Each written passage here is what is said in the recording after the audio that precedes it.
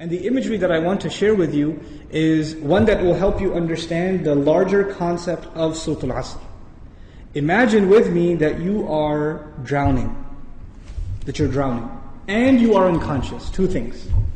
You're drowning and you're unconscious. Do you have a lot of time? If you're drowning and you're unconscious, do you have a lot of time? No, you don't have a lot of time. Which means your time is running out. And you know in Arabic, what word is used for when time is running out? The word for that is Al Asr.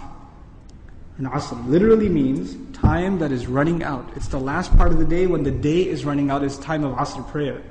Okay? Asr literally comes from asir, juice that is squeezed out, time that's being squeezed out of your hands. You know, asr al-thawba even it's used. That you take a cloth that is drenched in water, and when you squish it like this, all the water comes out. Asra as a verb is used like that, right? To squeeze it out.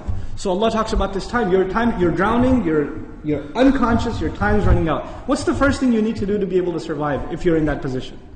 If you hope to survive, what's the first thing you're going to need? What do you think? Wake up. That's the first thing you're going to need. If you're unconscious, then you're finished. The very first condition has to be you have to wake up. And even if you were in the most wonderful dream, and in your dream you were enjoying the greatest success, you're driving a Ferrari down, they have these car commercials with the hills and the highways on the side, the water on the other side, right? You're in one of those cars, the top's been dropped off, and you're just cruising along the highway, enjoying life. That's your dream. But when you wake up, what do you realize? You're drowning. You're underwater. That's the first condition. You have to wake up. Once you do wake up, you say, oh man, this is a nasty reality, and I was enjoying such a good dream. I should go back to sleep. If you do that, what kind of person would you be? Insane. You'd be insane. Or someone at least who has no courage to accept reality. Because they found reality to be very difficult, they decided they're going to put themselves back to sleep even though they woke up. Does this person, if he drowned, can he blame anybody else? The one who woke up and went back to sleep? You think? Someone who never woke up, maybe, right? But the one who woke up said, this is not good. And they went back to sleep. They have no one to blame but who? Themselves. They have no one to blame but themselves. Now, let's imagine that they did wake up. What do you have to do next? Oh, it's pretty bad, I'm drowning. Even if you don't know how to swim, will you not use every muscle in your body to make certain kinds of motions to go towards the surface? Wouldn't you do that? And you will make certain kinds of motions that make you go further down, and certain kinds of motions that will make you go up. And once you discover which ones help you go up, you will only do those, right? You will do those. In other words, the first thing was you have to wake up. The second was you have to swim. You have to do something to try to get to the surface. When you got to the surface, you gasped for air, and you got pulled back down.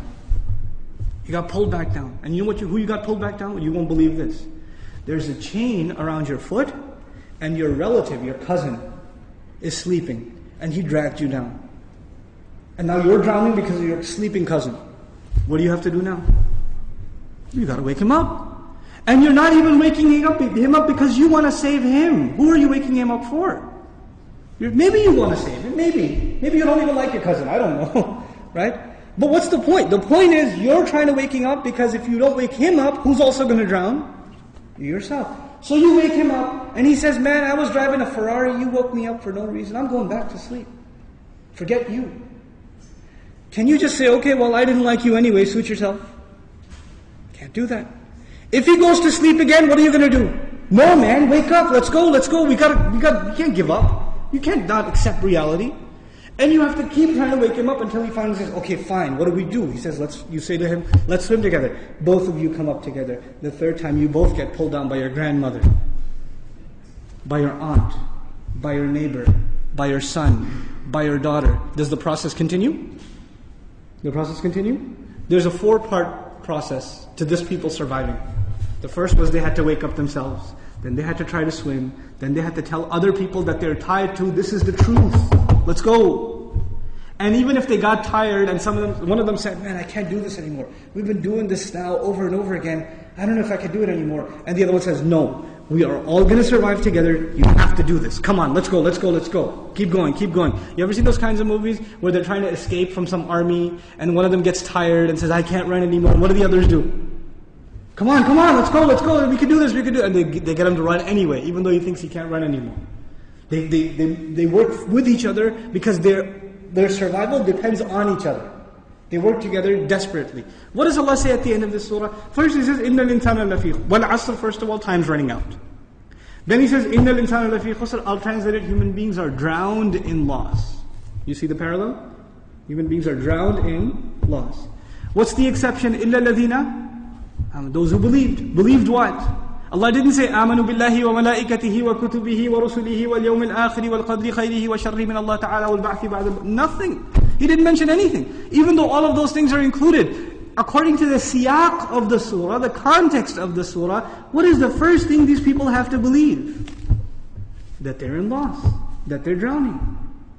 And if they do come to believe that, and they correct their iman, what's necessarily going to happen? They're going to swim and move upwards. How does Allah describe this action? وَعَمِلُوا الصَّالِحَاتِ. They do good things. They do things that help reconcile the situation. By the way, salih is an adjective here, salihat, jama' mu'annath salim, which literally means that which corrects something. Something was wrong and it corrects it. So they do actions that correct the situation. Literally like the guy trying to swim. But because they were tied to other people, what else did they have to do? وَتَوَاصَوْا بِالْحَقِّ. They had to tell the other the truth. And it's not even أَخْبَرُوا عَنِ it. They told them about the truth. No. You have to wake him up and let's go, we have to go. No matter, and over again. Tawasi even has takrar in it.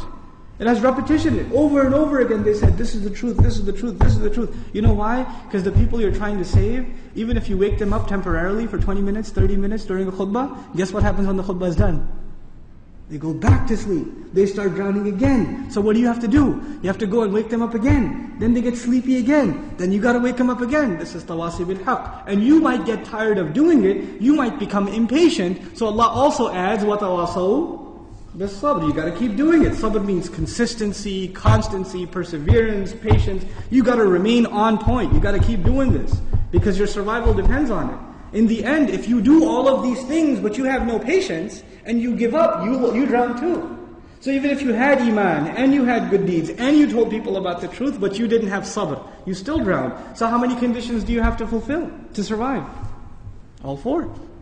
All four conditions are required. They're critical and they're necessary. Which is why there's a wa in between them. You see the logical progression from iman to amil salihat to tawasaw bil haqq to tawasaw bil sabr, beautifully articulated in this surah.